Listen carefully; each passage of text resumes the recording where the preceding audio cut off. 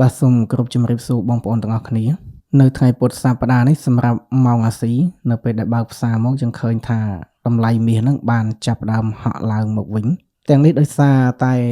ស្ថានភាពប្រាក់ដុល្លារក៏ដូចជាតម្លៃប្រេងហ្នឹងមានការធ្លាក់ចុះហើយពាក់ព័ន្ធជាមួយនឹងតម្លៃមាសដែលត្រូវងើបឡើងវិញនេះផងដែរខ្ញុំមានកត្តា4ចំណុចដែលជាការឧបត្ថម្ភគ្រប់គ្រងរុញតម្លៃមាសហ្នឹងឲ្យឆ្ពោះទៅខាងលើវិញអញ្ចឹងចំណុចទី1គឺយើងនឹងនិយាយអំពីបរិបទសង្គ្រាមនៅមជ្ឈិមបូព៌ាហើយចំណុចទី2និយាយអំពីកិច្ចអន្តរាគមន៍លុយយ៉េនរបស់រដ្ឋាភិបាលជប៉ុនចំណុចទី3នោះនិយាយអំពីការប្រមូលទិញមាសពីប្រទេសចិនហើយនិងប្រទេសរុស្ស៊ីចំណែកឯចំណុចទី4គឺនិយាយអំពីគោលជំហរនៃការព្យាករណ៍របស់ធនាគារពាណិជ្ជធំៗហើយនិងពួកអ្នកតាមដានហាងឆេងមាសធំៗផងដែរអញ្ចឹងសម្រាប់ចំណុចទី1និយាយអំពីបរិបទស្ថានភាពសង្គ្រាមនៅតំបន់មជ្ឈិមបូព៌ាយើងឃើញថាកាលពីម្សិលមិញនឹងមានការផ្ទុះអាវុធដាក់គ្នារវាងសហរដ្ឋអាមេរិកហើយនិងប្រទេសអ៊ីរ៉ង់ដោយសារតែត្រាំគាត់បើកប្រតិបត្តិការមួយហៅថាសេរីភាពច្រកសមុទ្រហូម៉ូនឹងដើម្បីនាំនាវាដឹកថាមពលក៏ដូចជានាវាពាណិជ្ជកម្មផ្សេងៗនឹងឆ្លងកាត់ច្រកសមុទ្រនោះហើយក៏ទទួលការហើយក៏មានការឆ្លើយតបការវាយប្រហារនឹងពីប្រទេសអ៊ីរ៉ង់ទំនងជាដោយសារស្ថានភាពប្រឈមមុខដាក់គ្នាបែបហ្នឹងក៏ដូចជាការតេស្តកម្លាំងទៅលើប្រតិកម្មរបស់អ៊ីរ៉ង់នឹងនៅតែមានភាពស្រួចស្រាលមកលើកងកម្លាំងរបស់សហរដ្ឋអាមេរិកទើបថ្ងៃនេះត្រាំគាត់បានប្រកាសផ្អាកក្នុងការដឹកនាំសេរីភាពនាវាចរ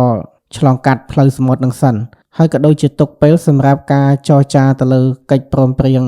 រវាងសហរដ្ឋអាមេរិកហើយនិងប្រទេសអ៊ីរ៉ង់នឹងបន្តទៀតដែលចំណុចនេះវាធ្វើឲ្យស្ថានភាពនៅតំបន់នោះកាត់បន្ថយកម្ដៅបានមួយភាគដែរក៏ជាឱកាសដែលធ្វើឲ្យមាសនឹងមានដង្ហើម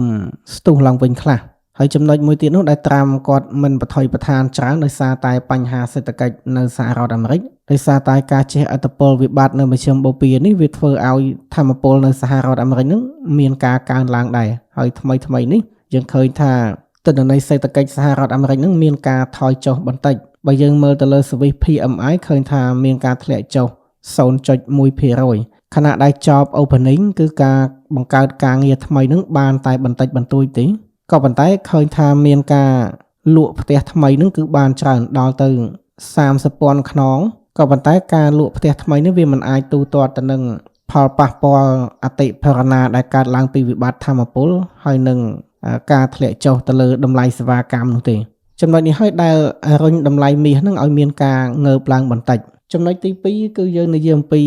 កិច្ចអន្តរាគមន៍លុយយ៉េនរបស់រដ្ឋាភិបាលជប៉ុនអញ្ចឹងបើយើងតាមការចុះផ្សាយរបស់ Bloomberg យើងឃើញថារដ្ឋាភិបាលជប៉ុននឹងបានធ្វើការអន្តរាគមន៍ដូចជាផ្លេកបន្ទោលដល់ទៅចំនួន30ដងឯនោះសម្រាប់រយៈពេលសប្តាហ៍មុននឹងដើម្បីសង្គ្រោះលុយយ៉េនរបស់ខ្លួនដែលមានការធ្លាក់ចុះចំណុចនេះហើយដែលធ្វើឲ្យសន្ទុះប្រាក់ដុល្លារនឹងធ្លាក់ចុះហើយទីផ្សារមាសនឹងចាប់ផ្ដើមងើបឡើងមកវិញដោយសារតែយើងធ្វើការជួញដូរមាសជាមួយនឹងប្រាក់ដុល្លារកាលណាតែដុល្លារខ្សោយមាសនឹងឡើងហើយដុល្លារខ្សោយនោះវាមានការរួមចំណែកអំពី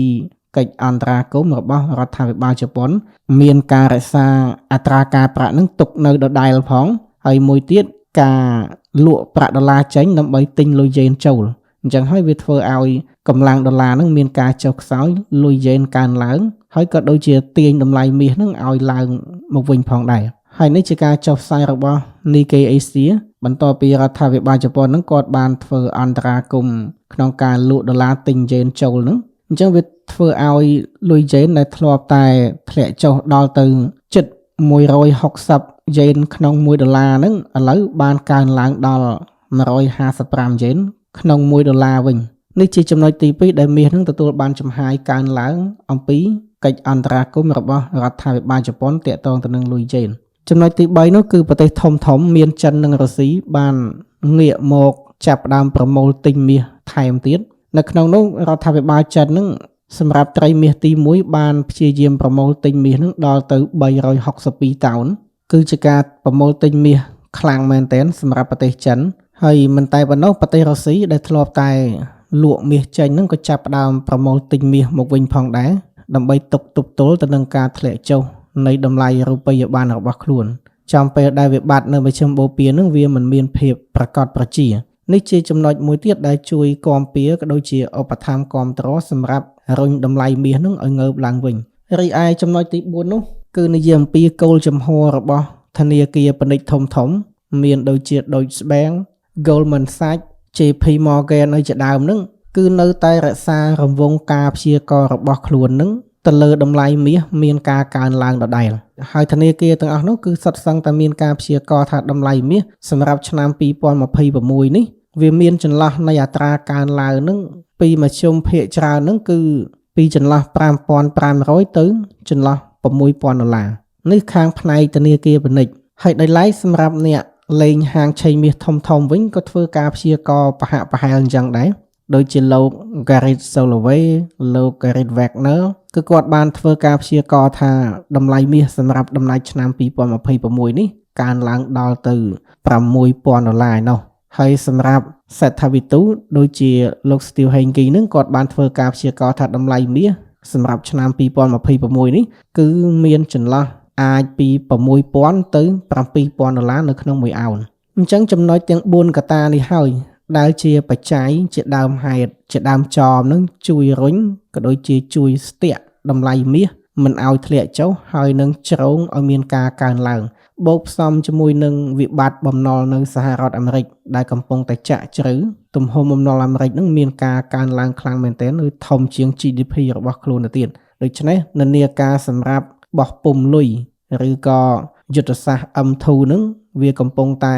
ចាប់ដើមរំកល់មករកសហរដ្ឋអាមេរិកធ្វើយ៉ាងណាដោះស្រាយទៅលើវិបត្តិការងារហើយបញ្ហាសេដ្ឋកិច្ចរបស់ខ្លួនអញ្ចឹងតាមការសន្និដ្ឋានទៅលើលក្ខខណ្ឌទាំង4នេះមាសបើទោះបីជាមានការរងសម្ពាធខ្លាំងពីវិបត្តិអតិផរណាហើយនឹងវិបត្តិធម្មពលដែលរីករាលដាលចេញឡើងពីតំបន់មជ្ឈិមបូព៌ាក៏ដោយក៏មាសនៅតែបង្ហាញអំពីភាពរឹងមាំរបស់ខ្លួនសម្រាប់ឈរជើងនៅលើទិដ្ឋភាពមួយដែលមានភាពប្រឈមខ្លាំងក៏ប៉ុន្តែឆ្ពោះទៅរកទិសដៅ